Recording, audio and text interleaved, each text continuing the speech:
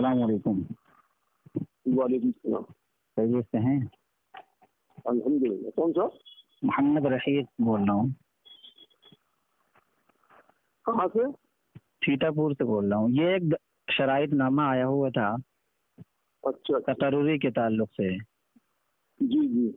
تو کیا مطلب آپ کی جانب سے یہ نکلا ہے، آپ کی کمیٹی کی جانب سے؟ ہاں، وہ کمیٹی طے کرتی ہے کہ کچھ انہوں نے ایسی شرائط لکھی ہیں جس کے اندر اپن دونوں ایک دوسرے کے تھوڑا سا بیٹھ کے سمجھ لیں گے کیا کرنا ہے۔ جی جی بالکل ٹھیک ہے۔ تو اگر کوئی آنا چاہے تو اس کے لیے شرائط ضروری ہے نا؟ جی ہاں، وہ تو بھائی ایک دوسرے کو سمجھانے سمجھنے کے لیے ہم نے لکھ کے دے دی نا اس کو کہ بھائی آپ اور ہم ایک دوسرے کو سمجھنا جاننا پھر دیکھ لیں گے۔ مطلب آپ اس سے کلی طور پر متفق ہیں؟ یہ جو شرائط وغیرہ ہیں اس سے بالکل متفق ہیں آپ؟ ایگری کرتے ہیں آپ؟ بالکل انشاءاللہ۔ اگر کوئی آنا چاہے تو اس کے لیے یہ شرائط ضروری ہے نا؟ جی ہاں۔ تو اتنے ہائی فائی جو آپ نے شرائط لگائے ہیں تو اس کے حساب سے تنخواہ بھی تو آپ کو رکھنی چاہیے۔ جی۔ تنخواہ کتنی دینا چاہ رہے ہیں آپ؟ جی اس میں تنخواہ کا لکھا ہوا ہے منصب امامت کے لیے آپ نے 10,000 تنخواہ رکھی ہے۔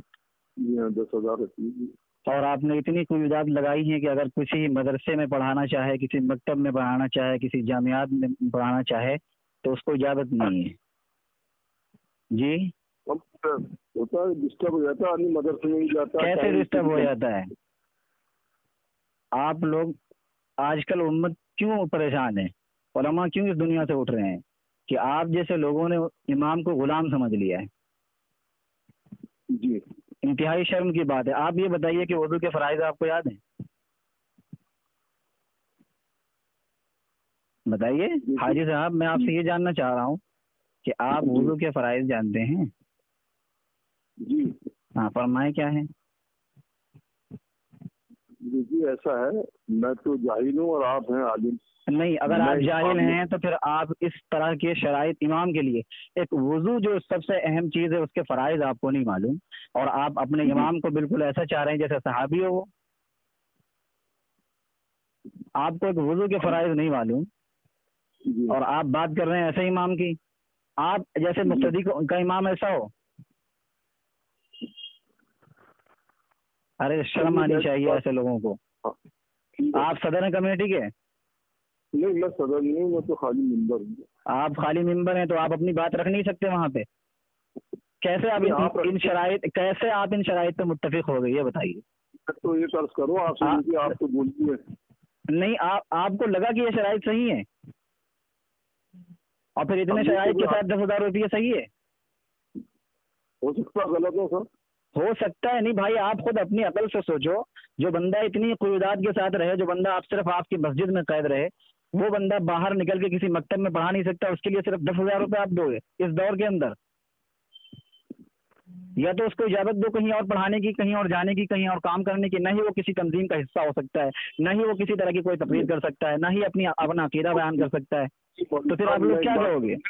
اجی مولوی صاحب بات سنیے آپ جی۔ یہ تو جب سامنے بیٹھ کے آدمی کہہ سکتا ہے نا، جیسے آپ مجھ سے کہہ رہے ہیں آپ نے برابر لکھ دیا ہے۔ دیکھیے میں اس چیز کو ریکارڈ کر رہا ہوں، آپ کا نمبر بھی ساتھ ساتھ ہے، وائرل ہو رہا ہے آپ کا نمبر اس خط کے ساتھ، اس تحریر کے ساتھ آپ کا نمبر وائرل ہو رہا ہے۔ اور اگر علماء کے درمیان آپ کا نمبر پہنچا، آپ کی باتیں پہنچی، پھر کیا تاثر لیں گے وہ آپ سے؟ آپ ہی جیسے لوگوں نے تو بدنام کر رکھا ہے مسلمانوں کو۔ آخر کہاں پہنچ گئی امت؟ سوچو اس بات کو۔ آج کل جاہل لوگ علماء کو سمجھا رہے ہیں، بتاؤ۔ آپ جیسے متولیان ایسے حاکم بنے بیٹھے ہوئے ہیں کہ جیسے امام کو خرید لیا ہو۔ بھائی آپ امام چاہتے ہو غلام چاہتے ہو؟ یہ بتاؤ۔ آپ بولے جائیے آپ۔ ارے آپ کو شرم ہی نہیں آ رہی تو پھر بولنا ہی بیکار ہے۔ آپ کو احساس ہی نہیں ہو رہا کہ آپ نے غلط کیا ہے۔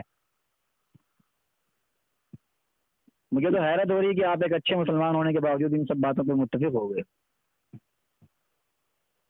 جبھی تو آپ کے سامنے زبان نہیں کھولیں گے کہ آپ بول رہے ہو تو خاموش۔ اسی لیے تو میں کہہ رہا ہوں کہ آپ کو اگر احساس ہے تو پھر آپ کو متفق نہیں ہونا چاہیے تھا ان باتوں سے۔ آپ کو کہنا چاہیے کہ بھائی اگر آپ اپنے اتنے شرائط کے ساتھ امام رکھ رہے ہو تو کم از کم اس کو تنخواہ بھی ایسی دو کہ اسے باہر کی ضرورت ہی نہ پڑے کہیں جانے کی۔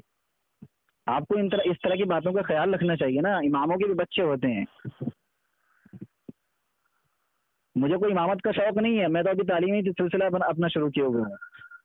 लेकिन मैं ये देखना चाह रहा था कि भाई आप ये जो कर रहे हैं ये कुल्ली तौर पे मुत्तफिक हैं या फिर सिर्फ फेक नंबर आपका चलाया जा रहा है। इसीलिए सबसे पहले मैंने आपसे ये मालूम किया था कि आप इससे मुत्तफिक हैं। आपने कहा जी। तो भाई इस तरह की शराइत लगा के क्यों आप लोग अपनी दुनिया और आखिरत बर्बाद करना चाह रहे हो? अल्लाह के वास्ते इस तरह के शराइत से बाज आओ। इसने भी ये हमारा आपको व्हाट्सएप दिया है ना, ये हमारे साथ जुल्म कर रहा है और ये कमेटी के अंदर बिगाड़ लाने के लिए लोगों की शरारत है। ऐसा नहीं है जो आप समझ रहे हैं। तो आप बताएं ना क्या है मसला, असल बताएं आप। मसला तो जब ही होगा जब आप आके बैठेंगे, बात सामने रखेंगे। ऐसे थोड़ी क्यों भाई, ये जो शराइत लिखे गए हैं आपने इनको पढ़ा है? किसके साइन है इसके ऊपर? ये बताइए किसके साइन है? ये बाकायदा एक तहरीर नामा है जिसके ऊपर शराइत नामा लिखा हुआ तकर्रुरी के लिए, इमाम के लिए, और वो तमाम तर शराइत लिखे हुए हैं 13। उन 13 शराइत पे ये 13 शराइत में कोई आप कोई बीच के अंदर कोई शरारत करेगा तो हम क्या करेंगे इसका? अच्छा, अब आप कह रहे हैं कि हमने कोई देखी नहीं। अब हमने जब शुरू में पढ़ के सुनाया था। अच्छा आगे साहब मेरी बात सुनेंगे। शुरू में मैंने जब आपसे कहा था कि ये शराइत हैं इमाम के लिए, ये शराइत है, तो आपने इमाम के लिए तो आपसे सुनना चाहिए। मस्जिद हादा के मनसब इमामत के लिए तकर्रुरी इब्तदाई तौर पर 1 माह के लिए ज़रूरी, 1 माह के लिए आरज़ी तौर पर की जाएगी।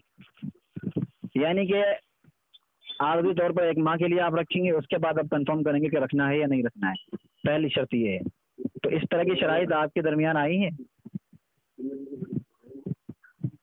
हाजी साहब, मैं कमेटी के नंबर आपके पास है, आपको मैं सदर साहब से बात करा दूंगा, आप बात कर लेना। हाँ बिल्कुल, आप सदर साहब का नंबर दें। इस तरह की शराइत से उम्मत में बिगाड़ पैदा होता है भाई साहब। ठीक है सर। ठीक है, जज़ाकल्लाह। अल्लाह आप सबको सलामत रखे और सही समझ अदा फरमाए।